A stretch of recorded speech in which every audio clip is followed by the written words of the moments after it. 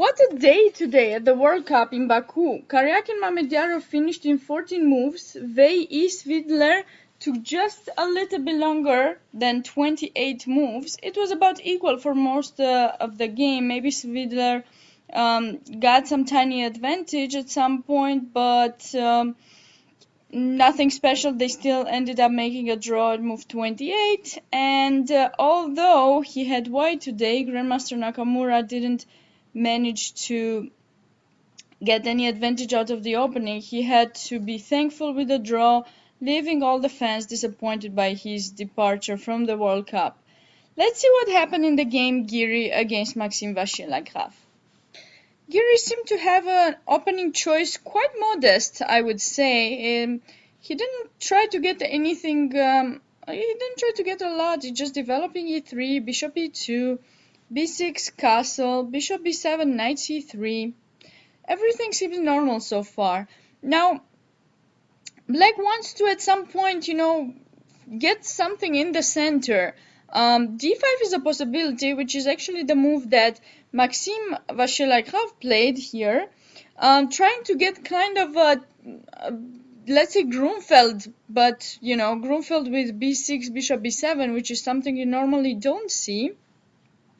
Some other moves that I thought would be possible in this position, and although, like I said, it's this idea is not really played much, maybe d6 was another choice by black, trying to play some kind of King's Indian and then see whether we're going to play knight d7, e5, or c5.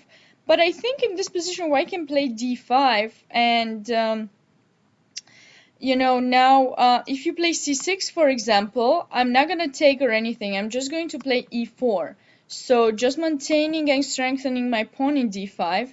And this position seems to be quite good for white. So maybe d6 is not the best choice in this position. Maybe e6 is one. Because now, although, I normally tell my students don't play e6 and g6. If you decide to develop your bishop on one side of the board, then stick to it. Don't move the other pawn as well, because you're basically just weakening the squares around. But this is not really like a weakening thing. You're technically trying to get the d5 and some Queen's Gambit type of structures. So maybe this was, some other opening choice. As I said, since this opening is not that well played, that much played, there are many opportunities for both colors here. Okay, so Vachier-Lagrave played d5, and now white captured in d5, knight takes. Of course, you don't want to let black to have anything in the center, just trade the pawn away. And now bishop d2, and this again is a typical move that you would normally see in some Grunfelds, when, for example, let me just put this line here, c4, g6, knight c3, d5, takes. Actually, here a line is with bishop d2. So as I said, this idea is repeating, but just in another lifetime, let's say, bishop d2. Okay, and now white has the center, right? So although black has the bishops, very nicely controlling the both long diagonals, if they don't get open, they don't do much, right? So there's definitely a necessity for black to break through the center. c5 or e5? Well, c5, of course, because you want to open up the bishop. e5, it's maybe just losing a pawn right there. c5, now d takes c5. Another possibility for white here maybe is rook c1, but then it allows getting an isolated pawn, and white doesn't want to do that. Why would he? D takes c5, knight takes c3, bishop takes. Of course, you don't want to take with the pawn after you put the bishop in d2. Just imagine a bad bishop here. Bishop takes c3, pawn takes c3. And now another typical idea. This time you normally see this idea in Nimzovich systems, when black actually gives away this pawn, like doesn't recapture it. It just plays knight d7 with the intention, of course, of capturing it with the knight. But white is not gonna leave it there, of course. It's gonna just keep taking pawns. As long as you give me pawns, I'll take them. Which is exactly what happened in the game. Now let's see why did black not capture in c5? Well, most likely because queen a4, I think, and now your bishop in b7 is not placed as great as you would want it to be, because it's going to be exposed with rook b1, rook d1, now if queen c7, rook d1, and the problem is it's not very clear how your knight is going to be developed. For example, if you bring it to, you cannot bring it towards f6 because d7 is controlled, right, by two pieces.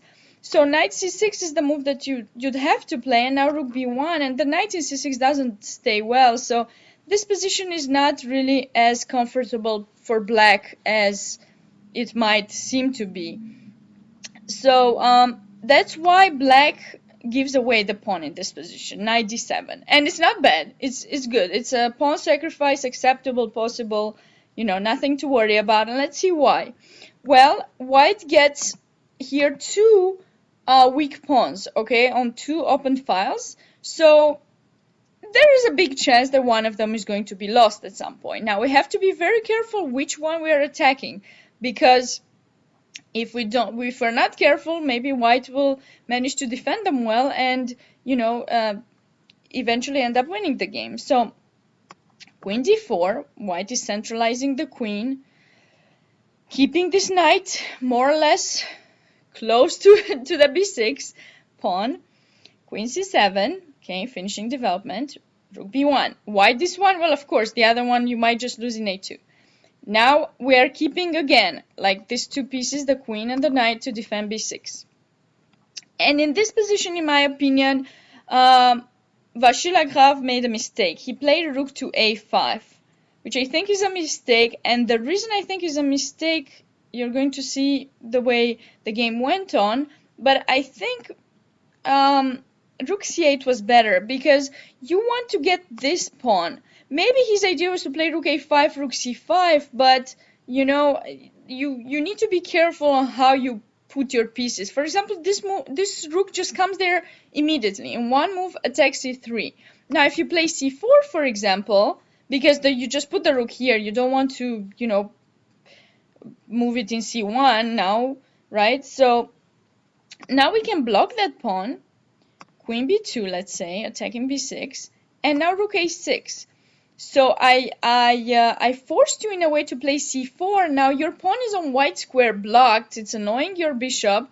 In the same time, I got the a6 square for my rook, and now, because the bishop is not controlling, and now I can have the idea to double on the a file possibly, but also, for example, if you play let's say here knight to d4, my queen can come towards e5 on the king side to start some attacks. So you have a pawn up, but you have to stay passive with your pieces to defend it, and you don't really have ways of creating a passed pawn, especially with my knight in c5 blockading your pawn. So okay, let's see why I thought rook a5 is not that great here for black. Queen b4, and now I'm attacking e7, and you are somewhat forced to play e6. Rook e8 is just super passive. You won't be getting any of your pawns back. And so e6, now queen e7, maybe knight d4 would have been a better possibility for white, trying to improve the position of the knight a little bit. Maybe also bishop f3, trade some pieces, go towards the endgame. Okay, knight e7 is fine, and here queen d8. I think the best bet for Maxime Vachier-Lagrave here was to capture in f3, because now he has rook c5, and it looks like this pawn might be lost shortly. For example, if rook d1, because, you know, it's just, I can just move the knight to e5 if you just play, for example, rook c1, and okay, the queens get traded off. Maybe I take your bishop too, and this pawn is gonna fall. So rook d1, and now still knight e5. And trade the queens, and then, like I said, I want to take your bishop, and in the same time I have rook c8 coming to get my pawn back, so there's a big chance this endgame would finish in a draw. But he played queen d8, which I think this was not a good choice, trading the queens. Now rook d1, you remain pinned, and this is not very comfortable for black. Now, okay, you cannot play rook c8 because you're just losing a piece. I take and I take, so bishop a4, rook b1 back. Okay, this is just like a repetition type of thing, but not 100% because basically in this position, white anyways wants to play rook b1 and come back to attack the pawn. So white didn't want to really repeat anything. Like, he put rook d1 long time ago for some other purposes. e5, knight to b3. Rook a7, of course, you don't want to trade to give me a beautiful structure here. Knight d2, rook c8, now c4. Now, compared to the other position, you know, knight c5 cannot be played anymore because your pawn is hanging and the queens have been traded off the board. So, bishop c6, and now white is simply improving his position. First, this rook stays on black because black has a white color bishop, so white doesn't want to keep his pieces on white to be easily attacked. Now f3, just closing that bishop a little bit. King f2, it's an endgame. King needs to come towards the center. Now knight b3, trade. This is a good idea by Maxime Vachier-Lagrave because you want to trade pieces to get as much as possible towards a rook endgame with less pawns, of course. So pawn trades are always great. This rook to d1. Here rook e5 I think was a mistake. Why? Because just rook d5 and my pieces are coming really fast now, and this trade that happened just helped white to get a better pawn structure, just link his weak like only a pawn island. Now it's linked to this island. So instead of rook e5 I think rook e6 was better because, you know, now rook d5 is just losing one move, and also white might want to actually activate their rook to d6, so this just stops it. And now if you play rook d2, for example, I have knight c5, so there's nothing to worry about there. Okay, so let's see what happened in the game. After trading the rooks, now black also traded the bishop for the knight. Not the best choice. Be careful when you're going towards an endgame. King f6. Here I think a mistake by white, f4. F4 is helping black trade some more pawns with g5. So I think in this position, it is just my opinion, that rook d2 was better, because now after knight c5, we want to play b4, and then we want to play e4 and bring the king, and then we're gonna play f4 when you're sure that we can play e5. That is just my opinion, but maybe I'm wrong in this evaluation here. Okay, f4. Okay, so some more pawns have been traded off. Definitely a good thing for black.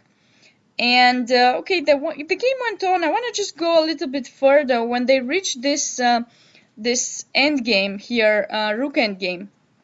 Why is that? Because you might think this rook endgame is maybe draw, because, you know, just have one pawn up. Okay, it's blocked. How do you win with white? If, for example, I just play king e3, I just stay here, how are you going to win this? Well, I think it's this way. I play in this position rook e1 check, king d4. Now rook e6. You're forced to play f5 because, you know, otherwise I can just push the pawn towards promotion or win your pawn, depends what you're doing. And now my king comes and captures your h pawn, and if rook b2, I have h4, and if you cut my king, now I have rook e5, good move, and I'm capturing this f5 pawn. And now after king e4, what do? Rook to g5. And now my rook is covering my king, so I can get out and start pushing the pawn. And in this position, white would be winning. That is the reason why in the end game, black went for that pawn, but unfortunately he had to give up one of those. And here, as soon as white's king centralizes and wins the f pawn, there's nothing to do against the promotion and the push of the pawn. As you can see, white just stopped any counterplay on the h2 pawn and went on for the win, just coming with the king to f8, pushing the pawn, and now there's no way to stop the promotion. And Black resigned. I hope you enjoyed this game. Stay tuned for more tomorrow.